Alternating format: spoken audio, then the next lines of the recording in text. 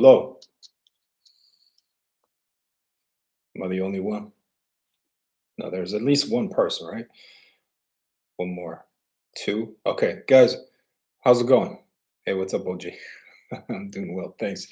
Uh, yeah, this is a live stream. You know how that works. You ask whatever the fuck you want, and I do my best to actually give you value and answer questions. Okay, now I'll try to keep it in the realm of magic, but if you have a question about something else beyond that, um, you can ask that too. If you want to hear my opinion on this and that and the other, I'm all up for it. Okay. Now you can already ask whatever whenever you're ready. Okay. And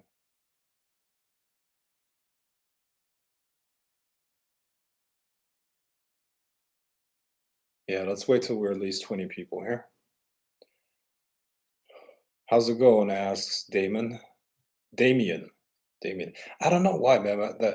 That name Damien was always one of my favorite names. I don't know why. I just like that name for whatever reason. Very good name. I don't know. If I'm gonna have a son, I might call him Damien at one point. It's a good name.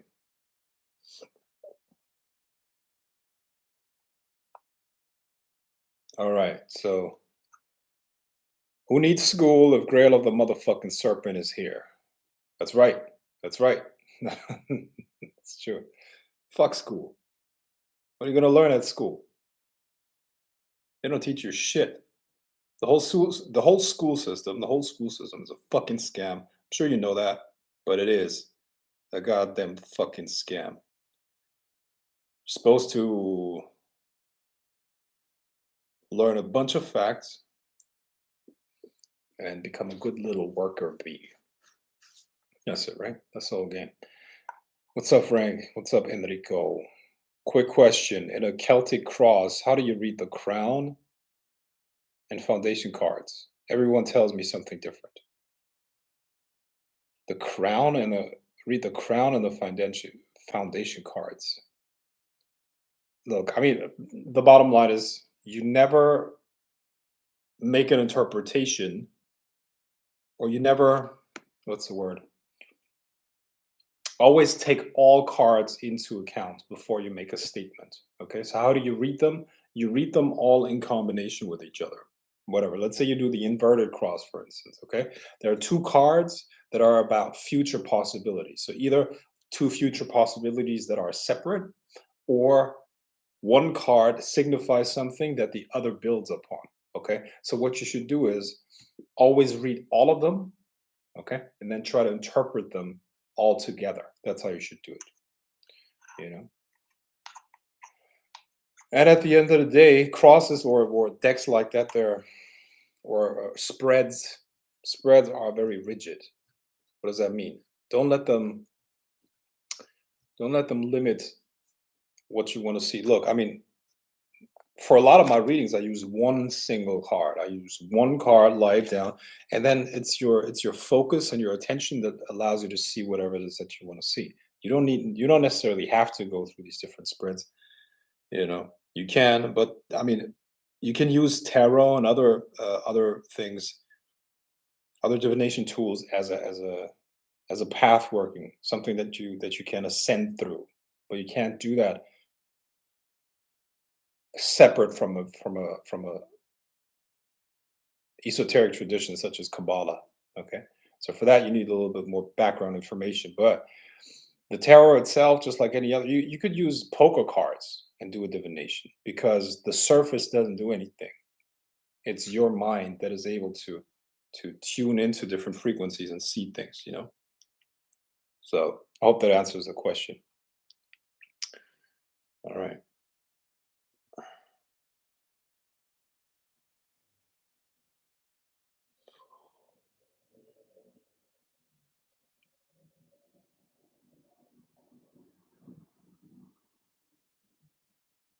You're welcome. Okay. Stream is filling up. We got 8 people. All right. How can I speak, hear my spirit guides and ancestors? I feel like I'm blocked or talking to myself and trying to communicate. So, what I'm trying to say is, how can I communicate more effectively? How can you communicate more effectively?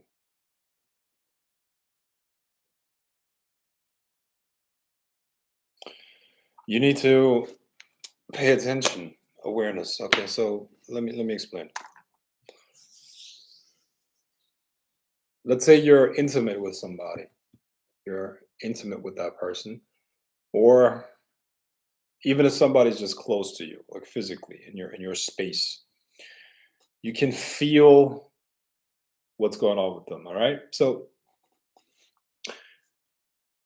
we have a way to create rapport with other people that are around us. Okay. Rapport with other people works through energy, but also through neurology. Okay. Neurology and energy. So if you're talking to a person, their perception of you is going to be is gonna have an effect on you. All right. So what does that mean? Um, their idea about you or the aspect of you that they want to see is going to be triggered within you, and subconsciously you're going to try to um, express that. So let's say somebody sees you as very aggressive, and you don't have an intention of being aggressive, but they in their subcommunication and in their perception of you, they see you as very aggressive. There will be a part within you that's going to feel triggered to become aggressive, and you can pick up on that. That's why it's important that you shield yourself against the influences that other people have over you. Okay, they don't even have to say anything. Maybe it's not even intentional. Most likely, it's not intentional. But people's perception of you affects you at a deeper level. All right, so you pay attention to that. And there's a non-physical transfer of energy and perception. So in a way, you can read another person's mind. You just have to pay attention to it, right?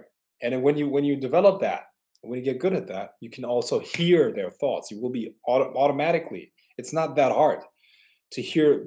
I mean, telepathy is not really hearing a clear sentence or whatever. Sometimes you hear like clear words or stuff like that, but or very short sentences. But telepathy is more like a mix of thoughts, ideas, and intentions and images and stuff like that, emotions, stuff like that that is being transferred. That's telepathy. Now, as you uh,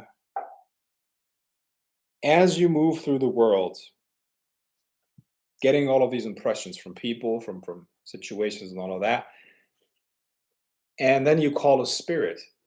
That same communication is going to happen with the spirit. But when you call a spirit, you're not just hearing words, you're not just seeing images. It's a communication that has multiple levels, that is so much more than just words. Okay, there's much more being transferred, and you just have to open yourself up to it. Open yourself up to it and listen to the spirits with your body. You listen to the spirits with your body, not your ears. Okay. It's an instinctual, a very instinctual thing that takes place there. It's anthropologically that must be a very very old ability, something that's very at the very uh, at the very core of our beingness. Meaning, let's say the reptilian brain is probably very involved with that, most likely.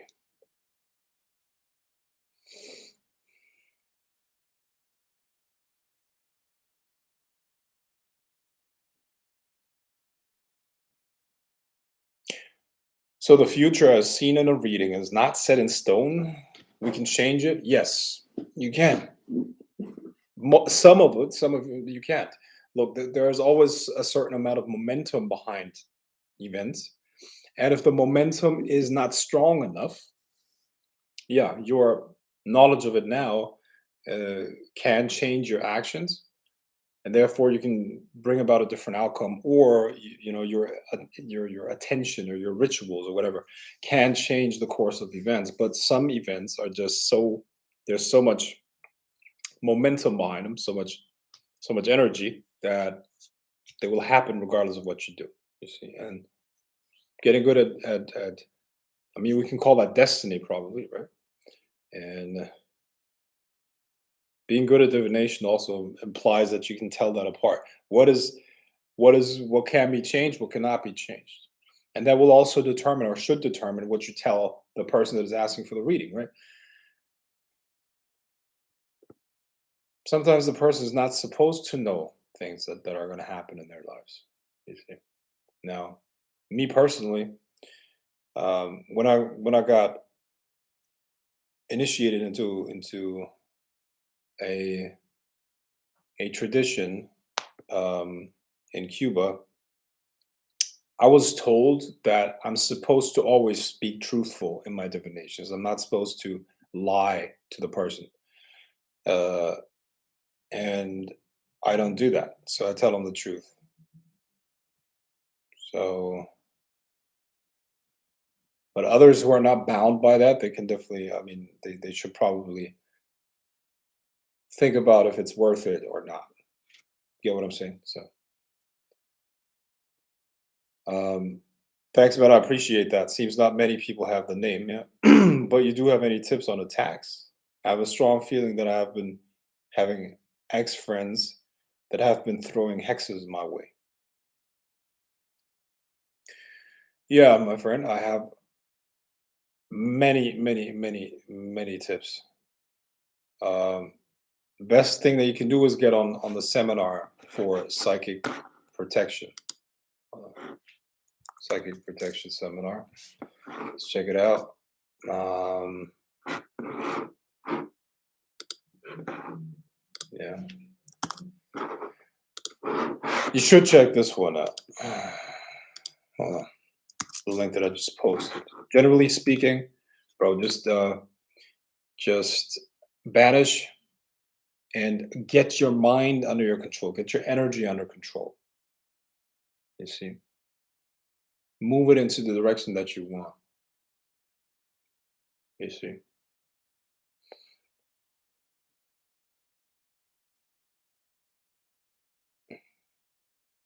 See, I think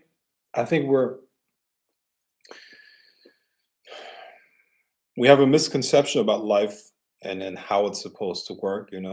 There's always this idea that if things are not perfect, something's working against us, and we forget that life is hard. It's supposed to be hard.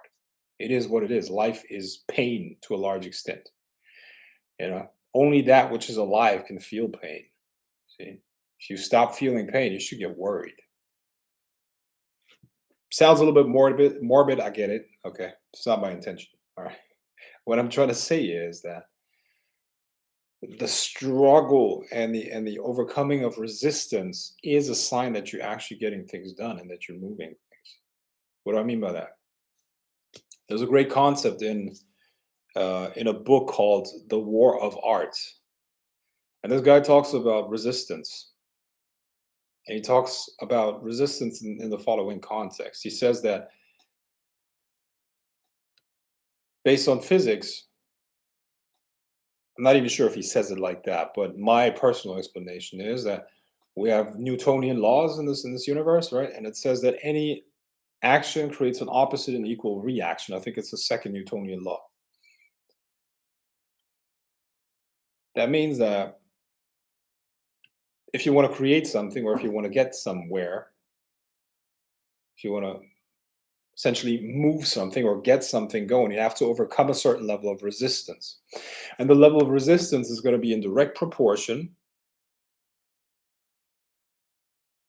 to the impact or the effect that you want to create. So for big effects, big moves, big changes, you need to overcome a lot of resistance. Where does that resistance show up? In our own energy, in our own body, in our own mind, for the most part. That's where the resistance is. And also in the outside world. Okay. Resistance shows up in all kinds of different ways. And in a lot of ways, you can measure the size of a man or the power of a man by the amount of resistance that he has to overcome. How do you measure a man? By his enemies. The bigger the enemies, the greater the man. He must be, right? He must be. It doesn't mean that you have to make enemies or try to make enemies, but don't worry, the universe is going to give you that all by itself. I'm a very, very great man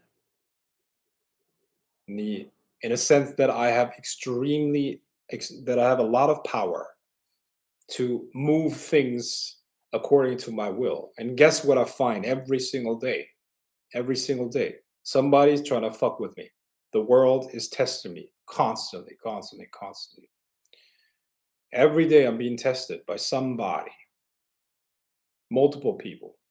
You should see how a lot of people react to me in public, complete strangers, how they react to my energy.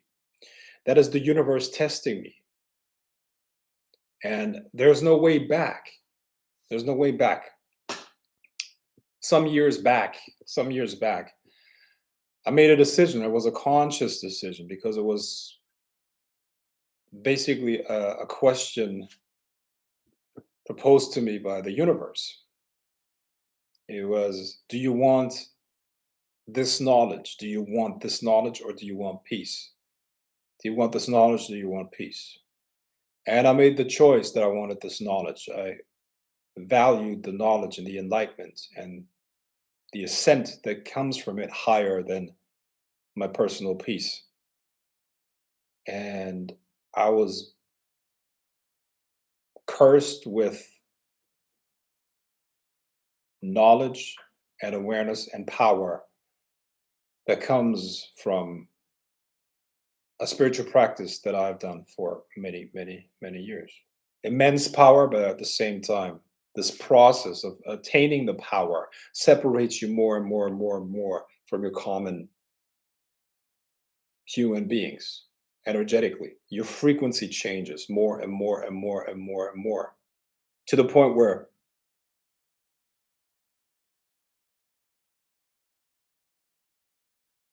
the individuals that you can have a communication with at the same level, the amount of people becomes so small. What do I mean by that? It's a shift in frequency that turns you into something else, and your inner world reflects that. You make a phase shift. You live in a parallel universe almost, and people can feel that. People feel it. You feel like an alien, and at the same time, the world oftentimes treats you like that. People treat you like that, and that takes power and strength to cope with that. That's not easy. I'm telling you, this is not easy. But this is a choice that I made. And every magician, every witch that go on that path and walk it to a certain extent, you're making that same choice, whether you know it or not. But let it be a warning. This is not easy. And this is only for those who have been given the strength to actually walk this path. You have to earn the strength, but you also have to be. You have to have been here before. Some past life shit. It's not an easy path. It's not. But that's how you grow. And that's how you become who you're supposed to be.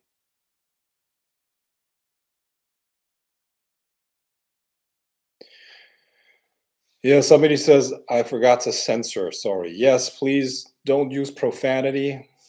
Don't use profanity. By the way, this channel has been, they have been fucking with the algorithm for a long time. So it's better if you sign up for Magic University, anyways. Magic University. It's much better. While CSC, you're on. What's up? If you can, please post the link for the Magic University,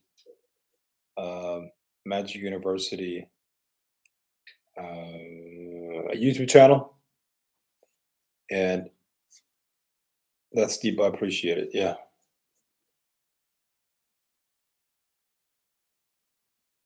All right. Okay.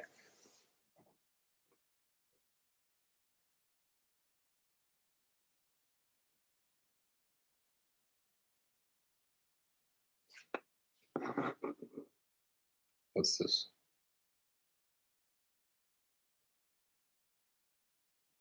The tarot was originally a card game. Isn't it isn't it being attributed to the Kabbalistic paths more like chaos magic? Hold on one second. What? Isn't it being attributed to the Kabbalistic paths more like chaos magic? Chaos magic is not a Kabbalistic path. Chaos magic is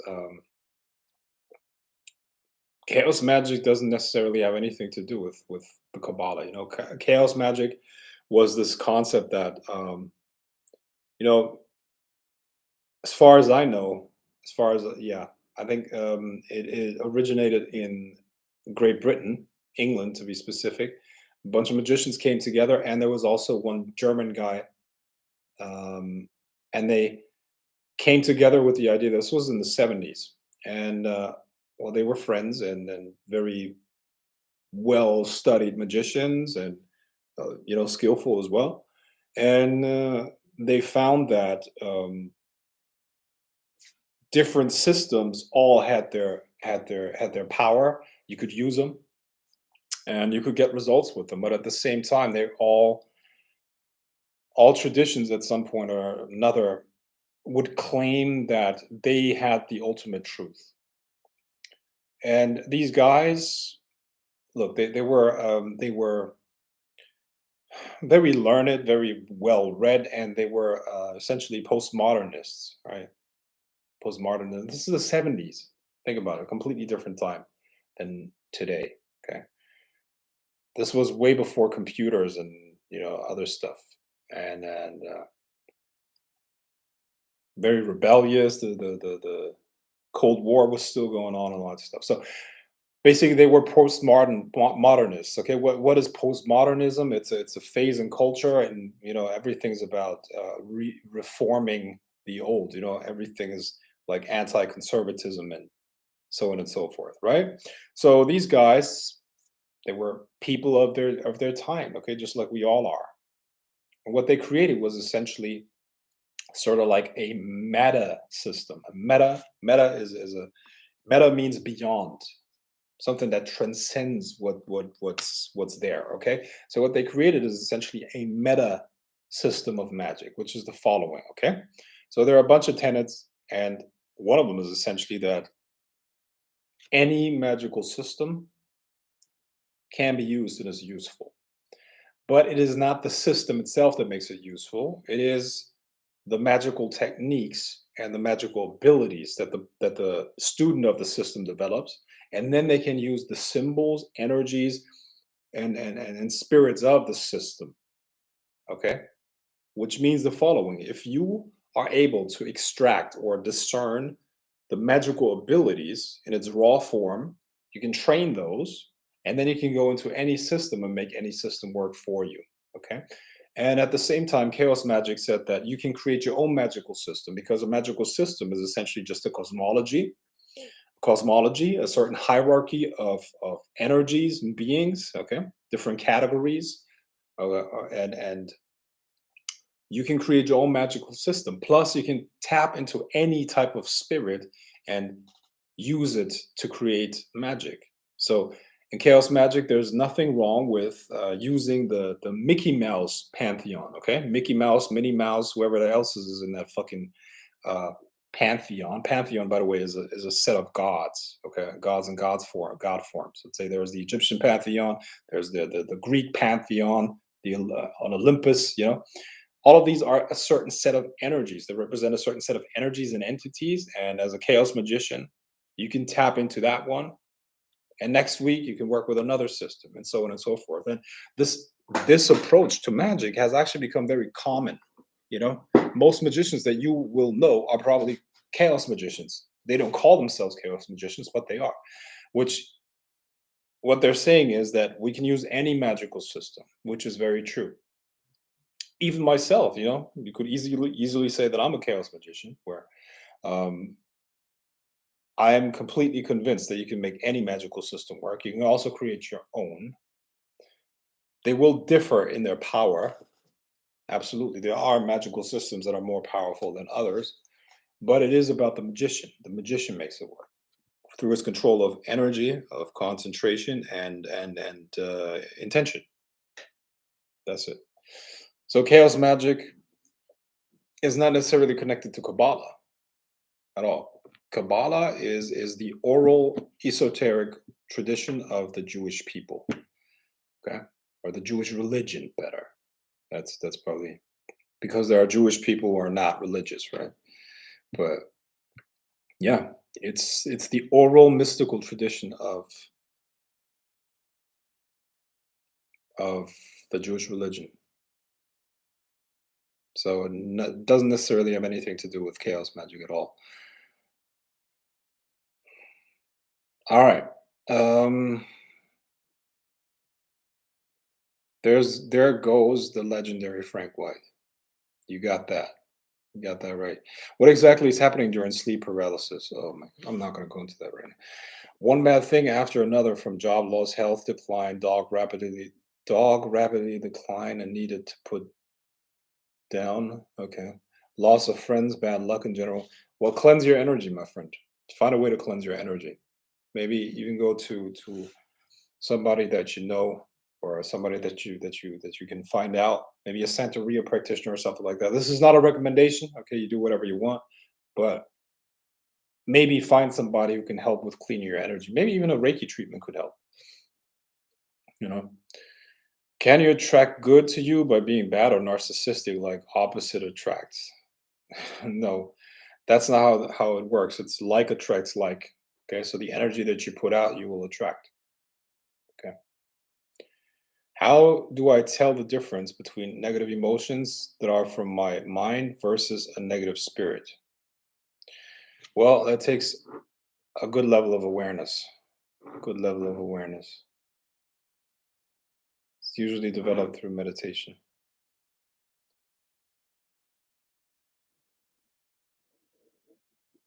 Okay. Aaron says, I have so many Facebook witch friends, yet they keep posting about how fucked up their lives are and how their problems are out of their control, yet they keep sharing magic related quotes. Well, yeah. Yeah. Kind of reminds you of those people that post pictures of fancy cars and stuff like that, and they're broke as fuck. Yeah. Well, that's just what it is, you know. It's just what it is. Doesn't matter.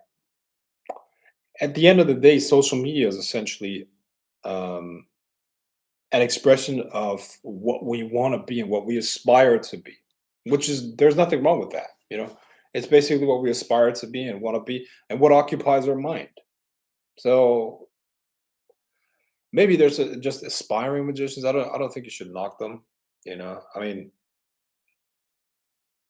I posted something about physics the other day. I don't have to be a physicist to post something about physics. I just post what occupies my mind. You see what I mean?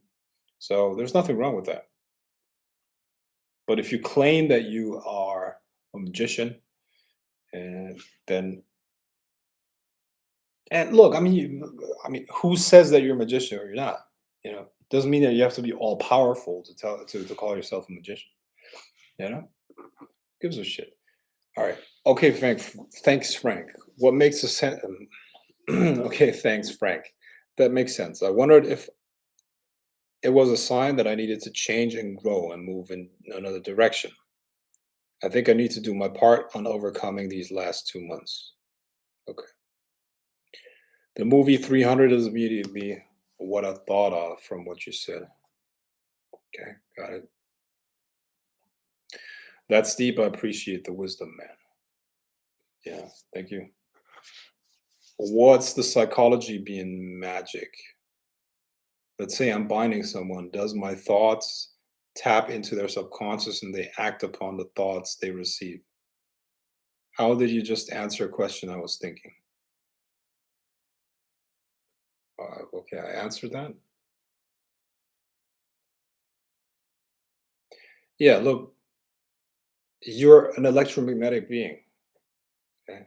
Electromagnetic, that's how your nervous system works. That's how you think. Your thoughts are electromagnetic energy, and they're sent to your limbs through electromagnetic signals. Your energy field around you is also electromagnetic energy. just at a different frequency. So when you and we're using energy to affect something in a electromagnetic sense. So when you create thought forms, which is like this is like chi or orgone energy, you have a magnetic field around it automatically. Okay, so your thoughts directed at something, or let's say you think about something, you want something, you fully concentrate on it, you're creating a thought form, and that thought form contains chi, life force, and that life force has a byproduct of magnetic energy. I'm sorry, a magnetic field. Okay, magnetism and electricity are two sides of the same coin. Wherever you have magnetism, you will have electricity. Okay, electricity is just the movement of electrons, and the same. So the molecules will be charged. So you can send that thought form with electromagnetic energy and yeah, electromagnetic energy towards your target, and that will then affect their electromagnetic field. You see, so and that then affects the nervous system. So thoughts pop into the conscious mind from the subconscious, and yeah, that's how it works.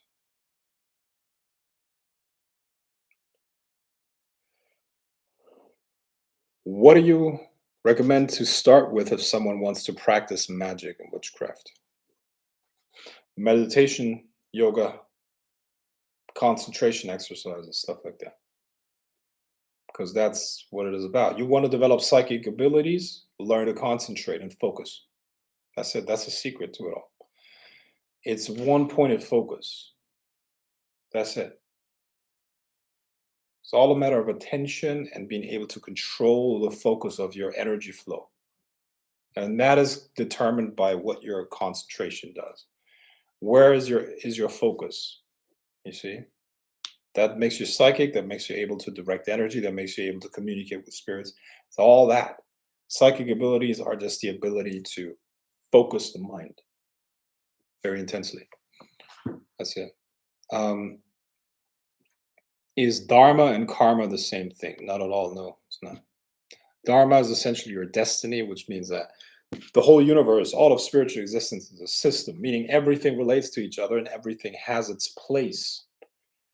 So when you align with your dharma, you live your purpose and the universe starts supporting you. Karma is essentially just cause and effect, the energies that you send out that are coming back to you. By the way, karma is not linear. Karma is more something like that works like this, okay? So when you experience karma today, it could be from a life that you lived like 5 lives ago, or even in the future. Your next incarnation is now feeding back into this incarnation. Okay, so it's not all. Oh, yesterday I was mean to a person, and today I'm having bad experiences. That's not how it works. Okay, that's not how it works. That is not how it works. I know that a lot of conditions that I live have to do with a past life, 100%. I already know that because I know the past life and I know who I was right then. See? Um,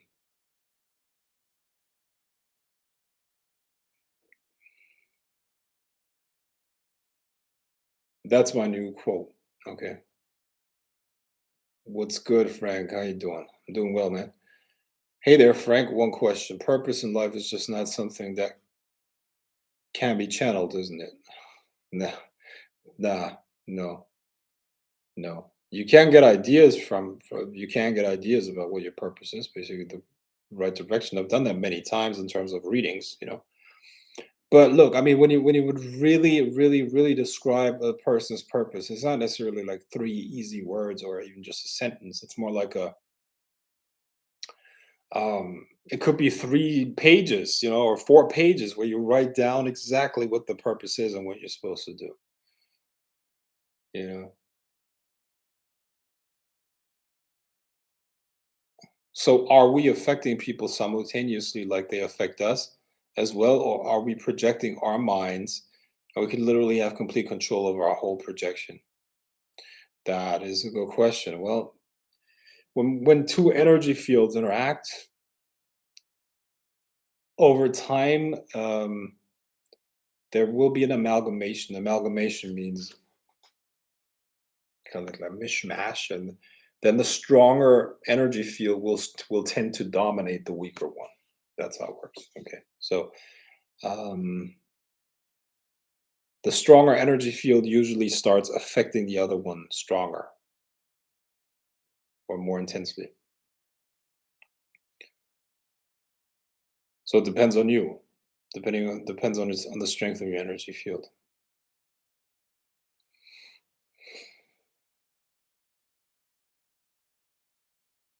When raising your frequency vibration, how would one know their current level of frequency vibration? Any recommendations on opening the third eye minus meditation on YouTube? Yeah, you determine that by the people that look. In order to call somebody, you have to be on their frequency. See, if I call somebody, it's a certain frequency that I'm tapping into, and that frequency allows for communication. So the people that you have an easy communication with right off the bat, that's the people that you're on the same frequency with. Okay, so you have to know. Basically, you just look at the people where the communication and the conversation is flowing easily with, and those people are on your frequency. People that you feel rapport with right away. That's somebody on your frequency. You know. Tell me who are your friends, and I'll tell you who you are. You see? Tell me who you get along with, and I'll tell you who you are. When I look at my friends are all just damn, where are my friends?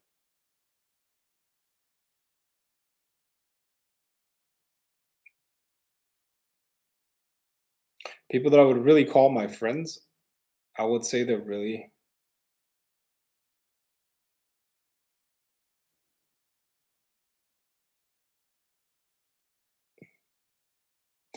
very unique individuals, very powerful and unique individuals for sure.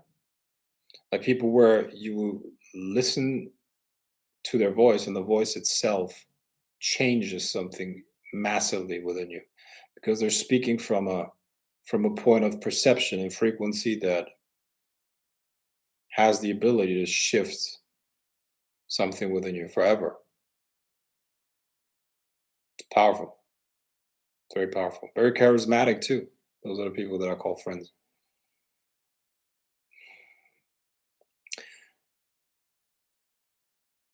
Do parents pass on karma? Yes, 100%.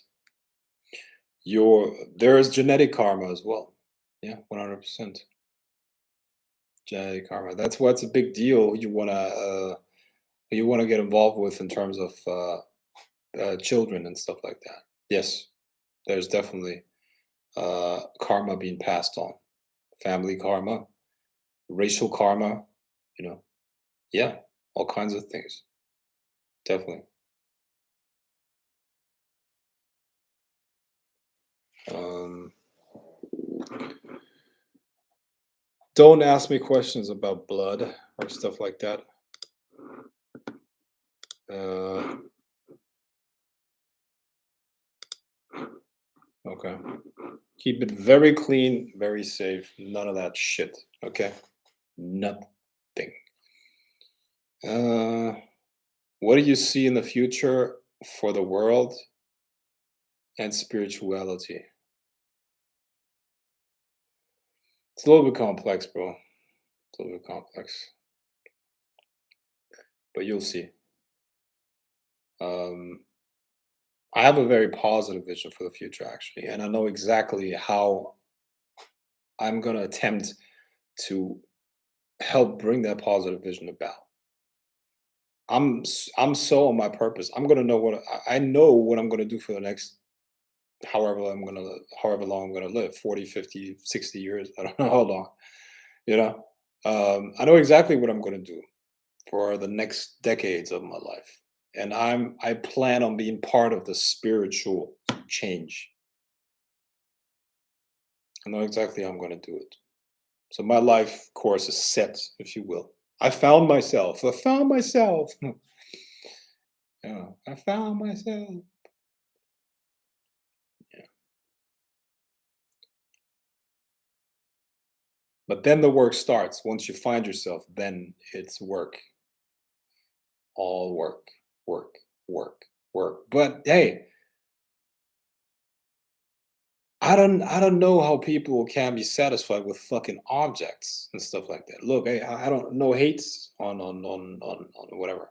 No hate for material objects and all that stuff, but somebody please explain to me how simple-minded can you be? Like seriously. How empty and pathetic of a soul do you have to be in order to just thrive and be satisfied with physical objects? That's just isn't that pathetic? How simple-minded do you have to be to be satisfied with a car and a chain and all this shit? It's pathetic. Hey, I don't have a problem with having these things, but is that really what feeds your soul? Get the fuck out of here. Come on. So, well, but materialism, of course, that's what's being pushed, right? That's a big scam. Got to be careful. Got to be careful. None of this shit is going to do anything for you. It's actually just everything's a big fucking industry. Everything's an industry. And you're a consumer in almost any context. So what does it tell you? What does it tell you? You're supposed to buy because we got to get this, we got to keep the system running. We got to keep it going. If you stop buying, the system collapses. And you don't want the system to collapse because we benefit from the system a lot. A lot. Right? So capitalism is, without a doubt, the best system that's ever been in place here. Okay. So absolutely, I'm all for capitalism. I'm just not so far gone that I actually believe that the the idea of material accumulation is the end goal. It's a means to an end, nothing else. Money is a tool. It's a means to an end. Right. Now, I would love to debate if there's a communist here, I would love to debate you. Seriously, socialists or whatever. Right. That'd be funny.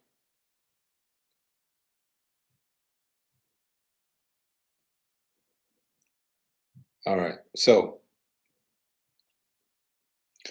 what did you do that got you through those tests from the universe, especially when it got hard? For example, read a lot of books on or talk to your teachers. Yeah, I mean, all of that helps, but at the end of the day, it's about um, shedding layers of the self to be able to tap into a level of power that is able to overcome what's in front of you. You see, it's essentially this. You remember the resistance is a reflection of you. So, in a sense, you will never be tested with something that you're not able to overcome potentially. Okay, so you're here, and the resistance is here. So, what's limiting you is your sense of self and your own limitation determines, or the boundaries of the self limit the energy that you're able to tap into. So, you're confronted with a challenge here. What you need to do is you need to dissolve the self, you need to expand and then tap into a power that is able to overcome the current thing. And that's essentially the process. Always, always, always the same process.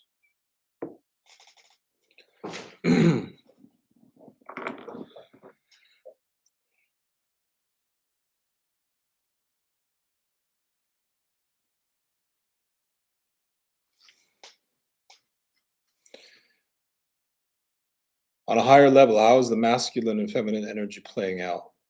The macrocosm. Feminine energy is destructive, so it's the destruction that precedes creation, which is the masculine force. Masculine force is order. Feminine force is chaos. So in the dance between chaos and order, everything plays out. All life, all existence is the interplay, those two forces. You know? Think about Shiva and Shakti. Shiva is just chilling for billions and billions and billions and billions of years. But then Shakti comes in, the chaotic power, and boom, he becomes the destroyer. That's how you have to see it. And when you look at men, they just look. If you leave a man to its own devices, like a man with lots of masculine energy, they just chill. They're like chilling in a sense that they're just trying to solve problems. Okay, they're just doing homework in their own head. Okay, uh, that's actually what's going on. Okay, if you ladies are thinking about what's going on in your man's head, because what's going on in a female's head is all over the fucking place. The feminine energy, right? A man is solving problems. That's what he's doing. Okay. If you ever thought what he's doing when he's silent and stuff like that, he's trying to solve a problem, because that's what we do.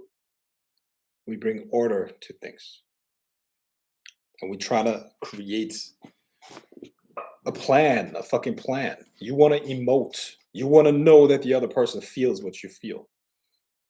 We don't give a fuck about that. What we want is we want the solution for the problem. Okay. Yeah. I love your mind. Thank you for existing. Yeah. Appreciate that. Thank you. Okay, please don't ask questions about these political things that are going on right now. Okay, these political agendas and all that stuff. It's just, why would we talk about that? We're not going to solve the problem here on this live stream, and it's just I'm not vaccinated. That's all I can say. Why do you think you were drawn to the path of sorcery and not some other type of spiritual path? Why? Okay. Uh,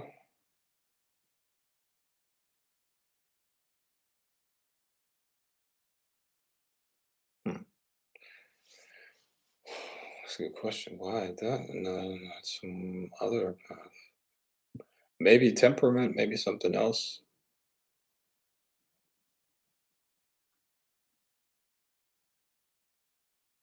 Maybe a lust for power or something like that. I really don't know. I really don't know. It's a good question. I would have to think about that.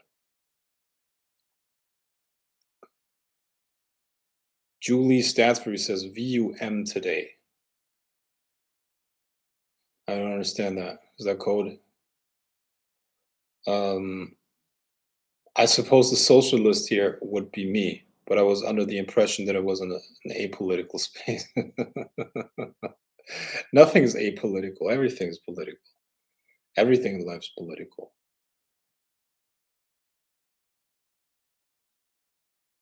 It should be. Should be. I mean, politics, in my understanding, politics is. Uh, Unbekannte Anrufe. oh, that guy.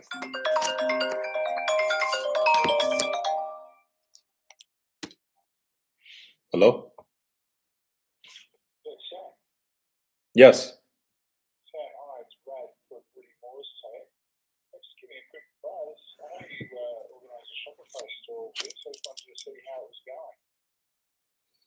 It's going pretty good. It's going pretty good. Can we schedule another call? Would I got more time, maybe?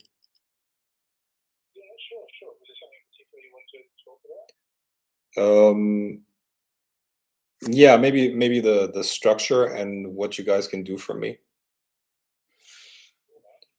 Yeah. Yeah. Do you guys work on Sunday?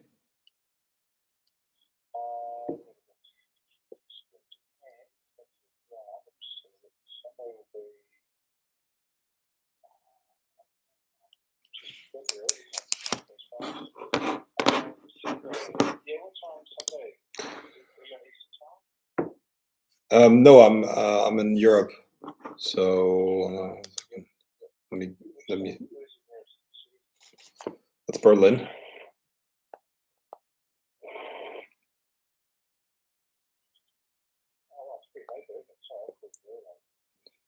Yeah. Not a problem at all. Yeah.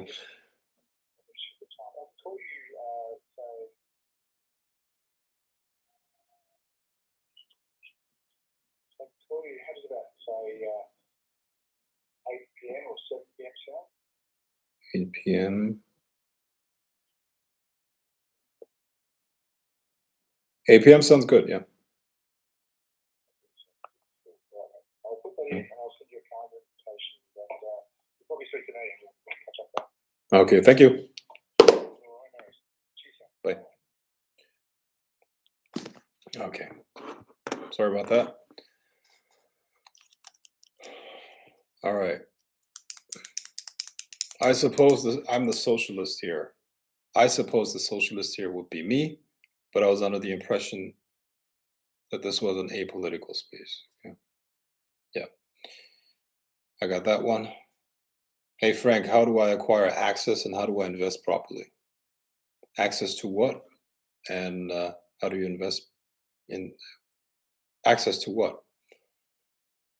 Access to what? Frank, do you realize you're a real life Super Saiyan? How did you get comfortable with so much power? Perfection only exists from a level of imperfection. The experience from the inside is always different than from the outside. And the right way to live your life is to focus on expansion and focus on more and more growth. That's what you do. How other people perceive that is kind of irrelevant because it's not accurate. It's just not accurate. You might be you might be a great piano player, and there are levels and levels and levels beyond the level that you're at. But to somebody who's a newbie, that looks perfect and and really powerful. But the person themselves, they know that there are many, many, many more levels that they can reach. You see, and that's all that matters. And yeah, don't rest on your laurels or anything. That's a dangerous position. I mean, if once you buy into that bullshit, you're on your way down. There are only two directions in this universe. It's only you go up or you go down. Okay, that's it. So as soon as you entertain that thought that you're really good at it, or what's the word, or at a mastery level, you go downhill. Okay. Now, obviously, I am at a mastery level, but there are many other things that I could attain and got to work on that. So I don't even care about that. Real life Super Saiyan. I remember you was talking about abortions having serious repercussions on a child being born changes the energy line of the family. Can you go deeper into this? I don't like to right now. Does the does both the mother and the father pay for this, even if it was only the mother's decision? I don't want to talk about that right now. Adrian says assets. I meant assets. Okay. Hey Frank, how do I acquire assets and how do I invest properly? How do you acquire assets?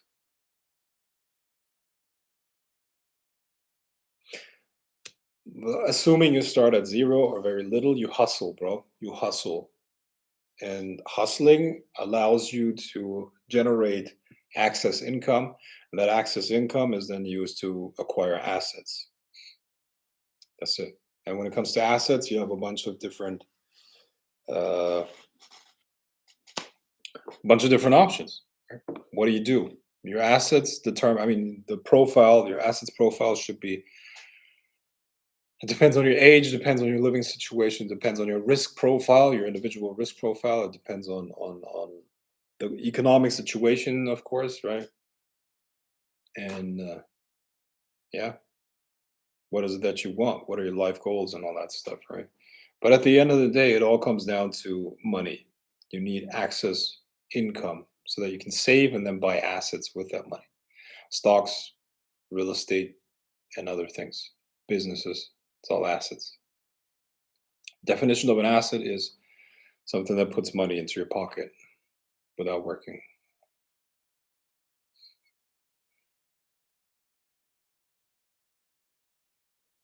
All right. What else? How do you invest properly? How do you invest properly? I think the biggest thing is, bro, it's a psychological thing. It's pulling the trigger and getting into it, and then making it a habit. Just like everything else, you have to make financial stuff a part of your daily life, and then part of your. If it's not daily, it's got to be a regular thing. Okay, so you got to know something about this whole thing. See, the biggest fucking realization to have is that money is not even real. It's not even a real thing. So it's a big fucking scam. Everything's a big fucking scam. Money's not even real, and it's generated out of nowhere. Okay, it's just debt. So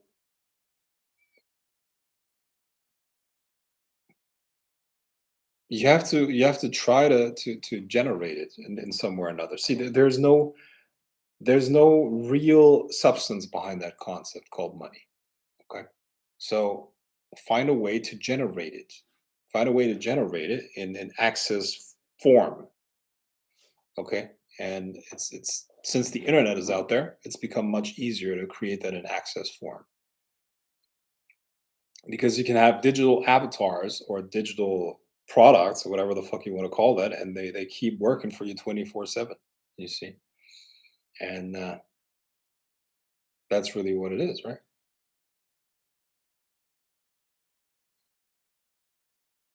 That's really what it is. I've done so many lectures on that topic, bro. But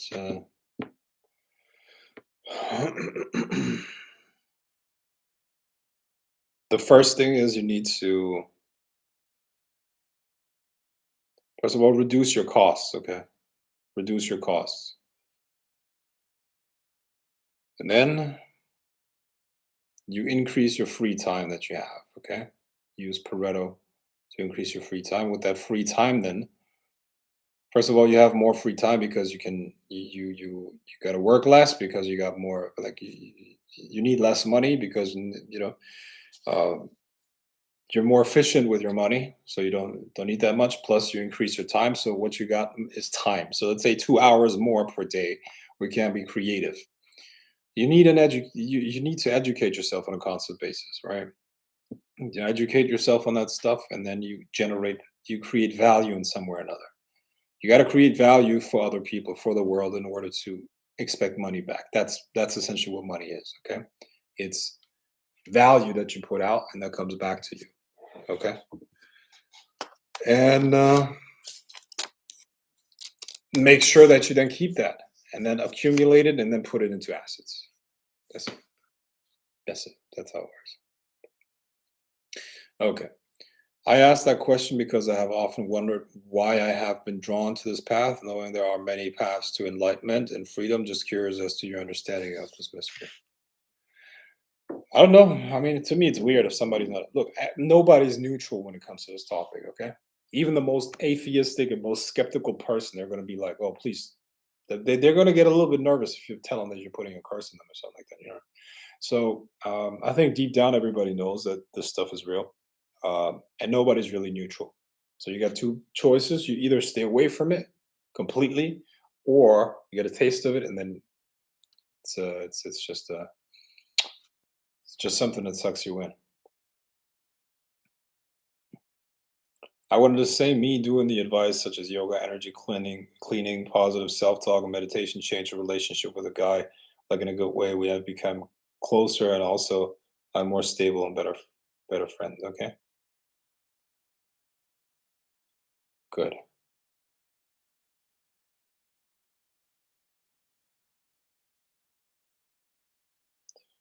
How can I measure how much better I am at magic compared to a year ago?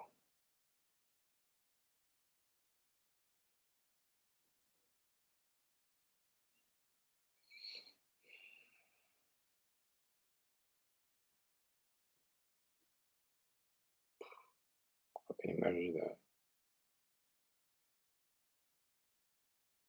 I don't know. Create a list of rituals that you did and How many of the rituals came about? How many didn't come about? 80%, 70%, 60, 50. I don't know. Whatever. Now, for high magic and all that stuff, it's very hard to measure that. High magic is essentially the refinement of your consciousness and your soul. Very hard to measure that, but you just know, your insights and all this stuff. Let me think back a year ago, February 2021. Where was I magically and with my mind?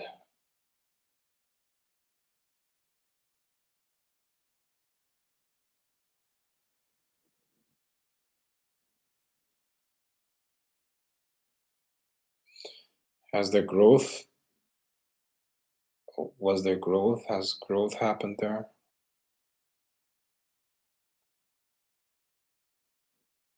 For sure. Yeah.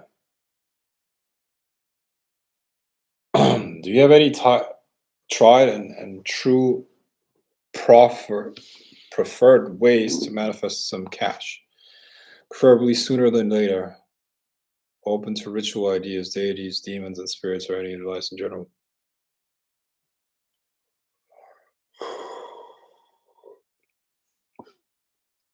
Um, my recommendation would be that, well, it's been a while since I did a ritual for money, to be honest. I don't do rituals for money anymore that much because you need to create income streams that automate that. You can't be running around and every day think about how to manifest more money here and there. You know. So my recommendation would be build income streams that get you that money. But I understand that you have a different question here. I get it. So what is a good spirit for that? What are good deities? Let me think. Uh,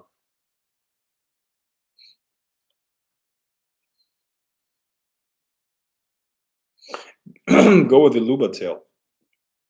The Luba tail, the good one. Yeah. The first one that I used for magic spell, I think, was Betor. Bethor is from the Jupiter sphere. Yeah. But isn't gossiping and talking sugar about someone for no reason a form of black magic or giving them the evil eye? Like if you have hater, they're obsessed with you. Yes, it is. Yeah, sure.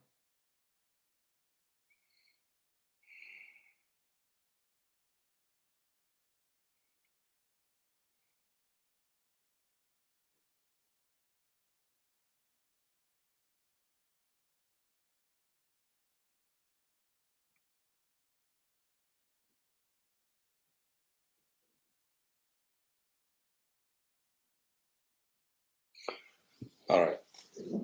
Um,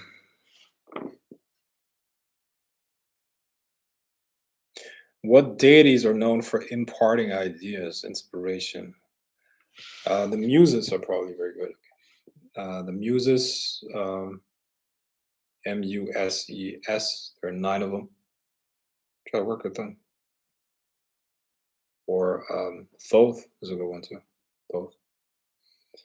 Cryptocurrencies are also good for interest and passive income. Unfortunately, I've had to sell most of my assets after losing my job, looking for a way to manifest some income or cash to get going again. Yeah. Well, anyone who can help this guy, please, you know, help him. Maybe you got a gig or something like that. Maybe you need something done. Damien, do you have some skills, some special talents? Maybe you can. Do you have some? I don't know, computer skills? Can you? Maybe you can produce beats, whatever. Let us know what you can do, and maybe somebody here has a gig for you. How about that? Just type down what you're good at. What can you do? Right.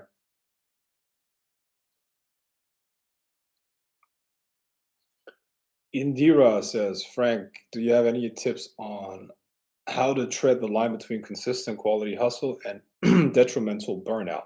Yeah, I don't believe burnout comes from working too much. I believe burnout comes from doing things that you don't want to do. So the best way is to hustle on your purpose. You find your purpose and then you hustle on your purpose. And I don't see this work life balance bullshit. I really don't. I don't think it makes sense. Work life balance. Why would I separate my work from my life? My work should be my life. It should be. You will never find anywhere in nature, you will find an animal that has a work life balance. That doesn't exist. They just live, and their life makes sure that they survive, right? So how is it that the things that you want to do, and when you want to do something, you will be good at it? How does it make sense that you do that for, I don't know, maybe 2 3 hours a day, and then you do things throughout the day for the majority of the day that you don't like and you're not good at? Doesn't even make sense. You're gonna suck at it, and you're not gonna make a lot of money with it. So your survival is uh, gonna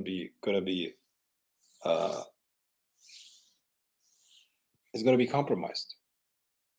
What you need to do is you need to find a way to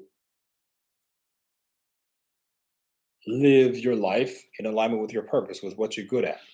And at that point, um, you know, at that point, your life and your work are one thing, which is what they should be. Okay, your life and your work should be one and the same thing for the most part.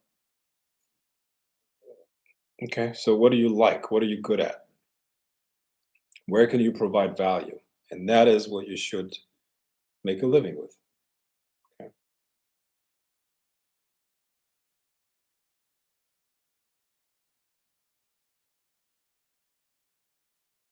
What do you do naturally? If you had an entire week or 2 weeks all to yourself, what would you do?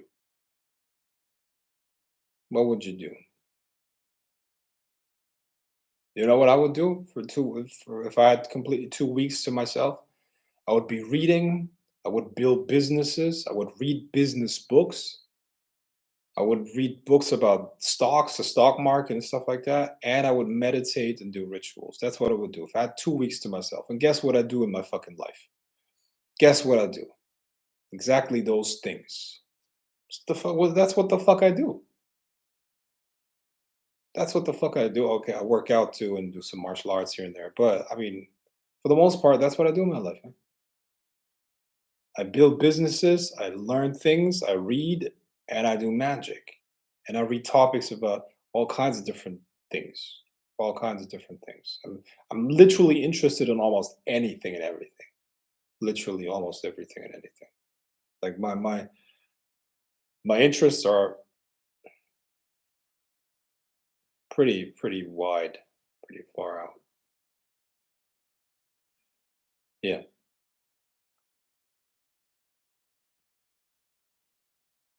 So if I can give you any tip, the best tip probably is like do that, okay? And don't try to fit a stereotype or something like that that people want or would like to see from you, right?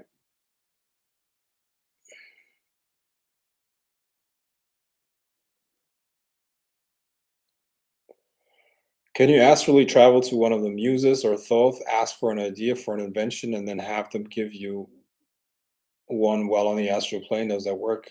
Yeah, but the execution is going to be the problem. Ideas are not scarce. It's the execution of it. If you can pull that off, yeah, cool. I need to hear that. Thanks, Frank. I suppose I should go full time with my creative work instead of doing freelance and working a regular job at the same time. Yeah, if it makes sense economically, 100%. We can do that. Go for it.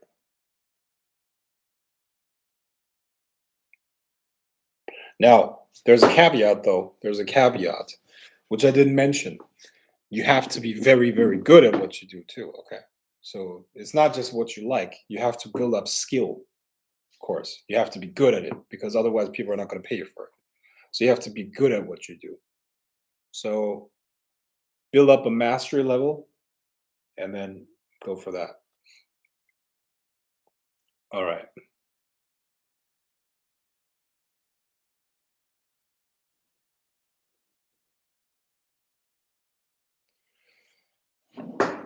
Okay. All right. Anything you want to say in opinion to the multiple sects of occult lecturers and why you choose your specific path advice for beginning practitioners?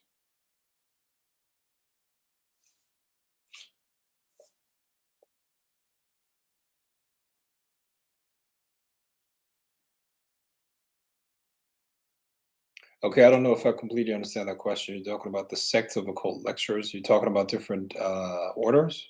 Is that where you? That's what. Can you please clarify? Example: Wicca, Chaos Magic, Thelema, Golden Dawn, Ceremonial Magic, etc. Can you tell us your first experiences with spiritualism practice? Okay. Well, my training started when I was like 13, on the verge of becoming 14. So uh, my spiritual practice started or my training started in a Saturnian current. Okay, you call that. Some people will call that satanic, but it's not really. It's like it's like on the. It's Saturnian. Saturnian. It's basically a very rigid and old fashioned type of stuff. You know, very old fashioned compared to what you will hear today. Okay, to learn uh, Latin and all this stuff. You know, so yeah, I was educated in Latin, French, English. You know, just to read different texts. Of course, German, which was my first language, right? And that's where my education started in terms of occultism. And I went into other orders afterwards. But the bottom line is,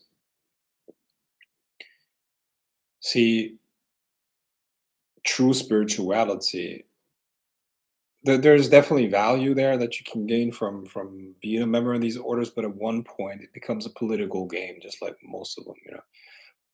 It's a political game, and orders are structured as inner orders and outer orders. Okay.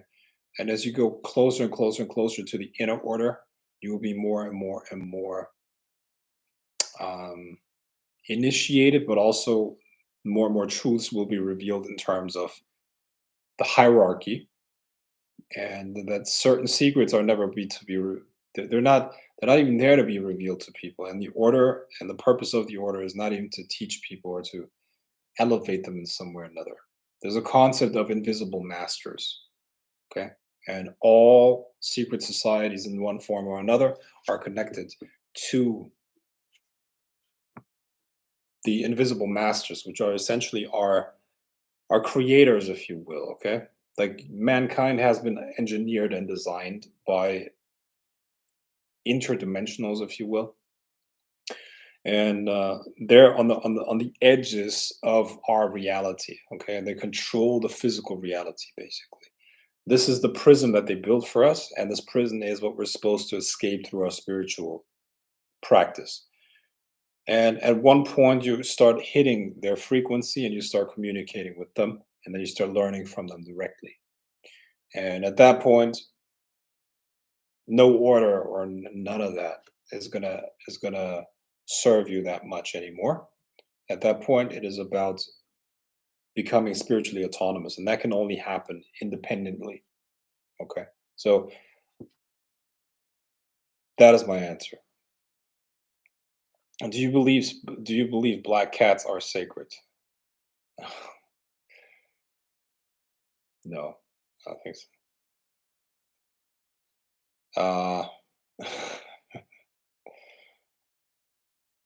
All right. Yeah, thanks for that, Frank. Okay, Damien. I'm an artist. I can draw or paint on paper or computer. Great welder and mechanic, also great with computers and tech. I realize that may not be adequate, but thanks for that. Yeah. Okay, guys. Anyone who's got a gig, anyone who needs some help, are you good at graphic design, maybe? graphic design, mechanic. Maybe, maybe, maybe somebody needs their wife fucked or something. That's a cuckold.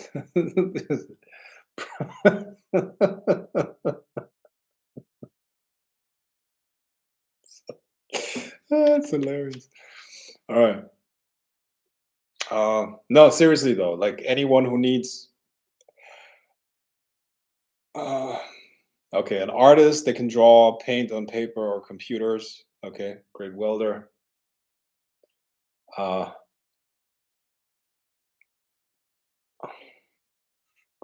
great with computers and tech.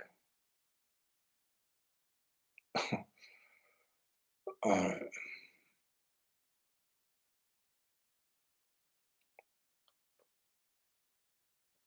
does anybody know that guy Tyrone on YouTube? Just he just walks through town and is like, "I need somebody's wife to fuck or something like that." It's funny as fuck. Should watch it, Tyrone. I'm here to fuck somebody's wife. Long dick style. Damien, where are you based? If it's anywhere in the UK, I might be able to direct you somewhere in the creative sector. Yes, I would post some pictures of my work if I could. Damien, are you in Europe or UK or the US? Um,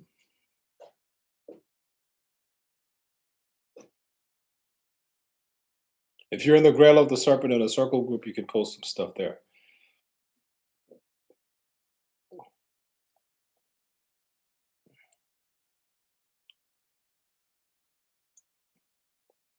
Uh,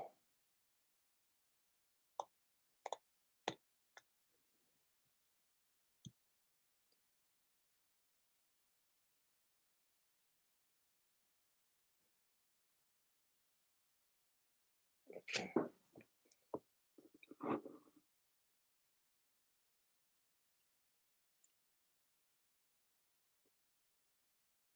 Uh, do you have any advice on how to better astrally project with more clarity, lucidity, remain there longer, and have better recall? Do it with an empty stomach. Um, Try to maybe do some relaxation beforehand, like some yoga or whatever.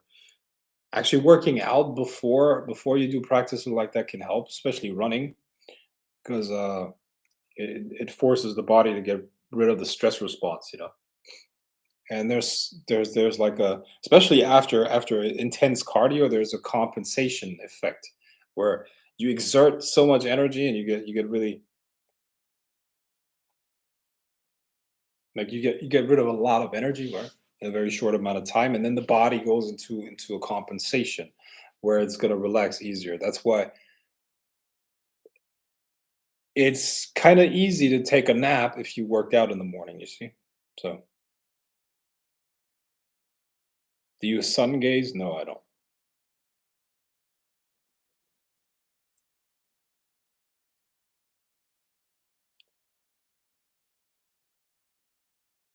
Well, what are your thoughts on, sorry, it's the one, oh man, I don't know. So, what do you suggest occult wise to study? I'm more of a researcher than a practitioner. um, I want to get into alchemy and ceremonial magic opinions. Ceremonial magic and alchemy. Yeah, read the stuff that has been published before the 1920s.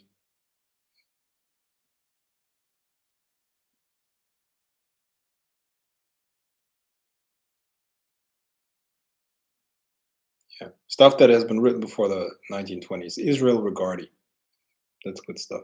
Eliphas Levi. Okay. Um, I think things like Kenneth Grant and stuff like that. Kenneth Grant built upon a lot of the stuff of Crawley, but he was very much onto something there where look, I mean, Kenneth Grant's system is essentially, it goes beyond talking about demons and angels and all that stuff. He talks about the other dimensions, and he has a great structure of the other dimensions.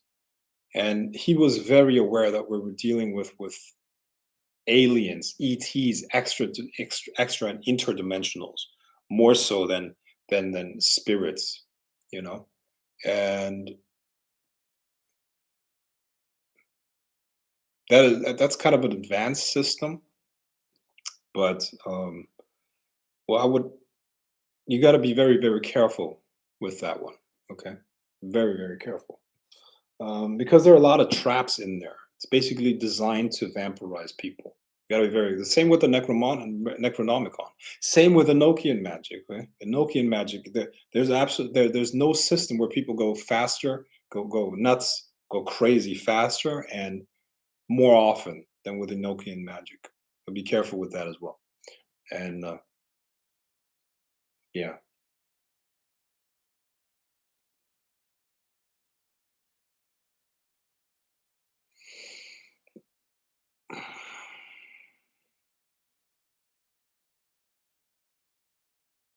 greatly appreciated. Frank, how will things like parasites and other sicknesses affect the magician? Depends on the magician, you know. How do parasites? You mean astral parasites? Astral parasites are not supposed to penetrate your aura. If you're a powerful magician, you should have an aura that resists that and is that you cannot be penetrated. I'm very careful in my studies. That's why I haven't went into practicing without a better understanding. Well done. Yeah, I agree. You for I mean without physical parasites. You mean physical parasites? Okay. I don't know where you live, but I don't deal with that many parasites, bro. Like,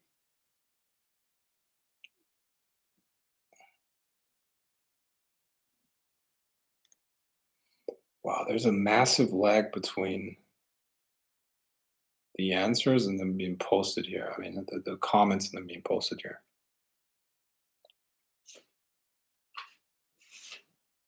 What are these interdimensional entities you talked about? Do you believe they are responsible for the laws of this universe? Not necessarily for the laws of this universe, but the laws in terms of not even the laws, but they um, this would lead a little bit too far. Okay, so let's not talk about that right now. Leads a little bit too far.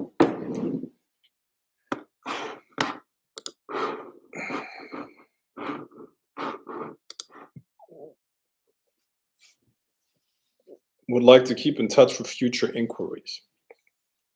Keep following me, bro. Just keep following. Um, if not, thanks for the laugh, bro. It was definitely worth it. I know the Tyrone video, and I'm in Colorado, here in the U.S. Okay.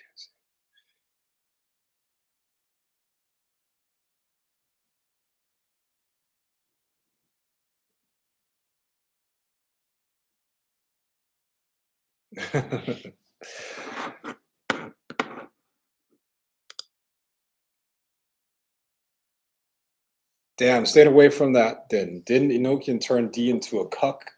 Man started offering out his wife to Kelly. I don't know about that, man.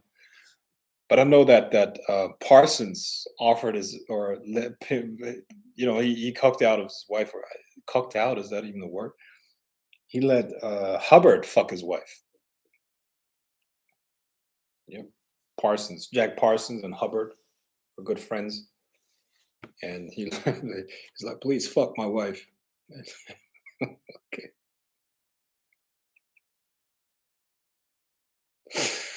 Oh, hilarious. Please fuck my wife. Mm. And no offense, if anyone is on here and you have that fetish, listen, hey, I'm not to judge here. Okay, I don't want to judge. If you like that, if you like the idea of your woman getting fucked by another guy, hey, go ahead. I'm not judging. I just think it's funny. That's all. Right. I think it's fine. Okay, sounds good. I think I was at one point. If not, I will be getting back to Grail of the Serpents. Okay. Will they uh,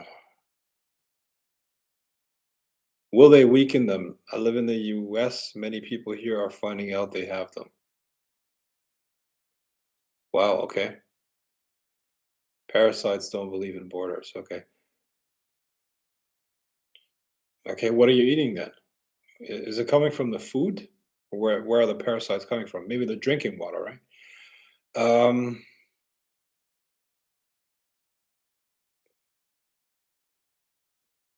when I was in Cuba, a lot of people had parasites. Yeah, but over here, it's very rare that people have parasites. Parasites are due to what's in our food. Okay, yeah, and the temperature is also plays a factor, right? So it comes from people who are coming here from overseas. Okay, I see. All right, man. Is that illegals or what do you mean? This woman said that teasing men is her fetish, knowing they can't get her cookie. Well, but to an extent, all women like that, right?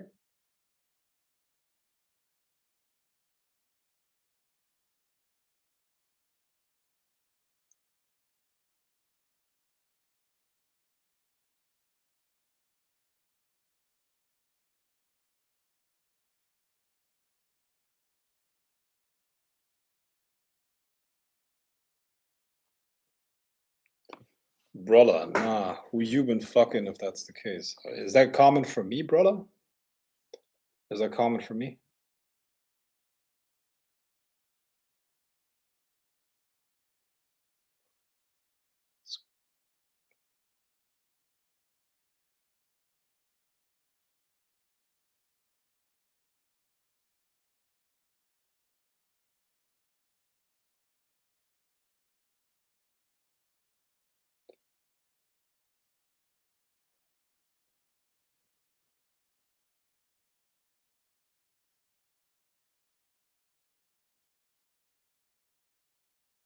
Okay, guys. My attention span is kind of like narrowing, and it's pretty late.